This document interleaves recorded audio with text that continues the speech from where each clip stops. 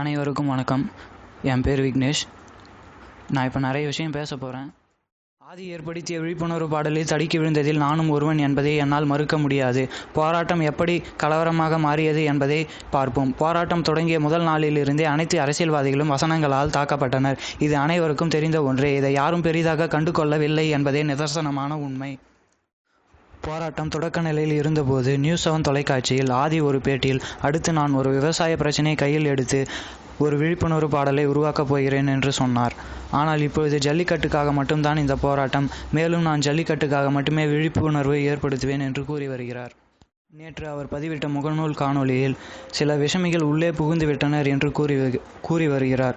ஆகையால் விழிப்புணர்வு மக்களுக்கும் தேவையில்லை, மாணவர்களுக்கும் தேவையில்லை. முதலில் ஆதிக்குத்தான் விழிப்புணர்வை ஏற்படுத்த வேண்டும்.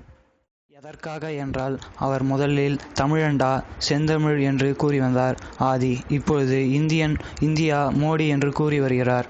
தமிழர்கள் யார், இந்தியர்கள் யார் என்பதை ஆதிக்குத்தான் விழிப்புணர்வை ஏற்படுத்த வேண்டுமே தவிர மாணவர்களுக்கும் பொதுமக்களுக்கும் அல்ல. எனக்கு ஒரு சந்தேகம் எழுகிறது. ஆதி விலகியதற்கு பின்னால் அரசியல் உள்ளே நுழைந்ததா, அல்லது அரசியல் உள்ளே நுழைந்ததற்கு பின்னால் ஆதி அவ்வாறு பேசினாரா?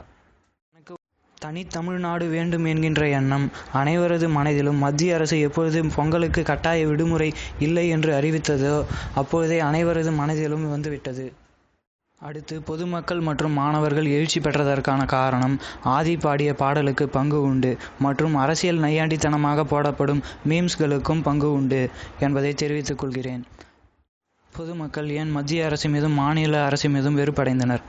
மாநில அரசு மீதான வெறுப்பு வெளிப்படைத்தன்மை இல்லாததாலும், மத்திய அரசு மீதான வெறுப்பு டிமானிட்டைசேஷன் வந்ததாலுமே தவிர வேறு எந்த காரணமும் இல்லை.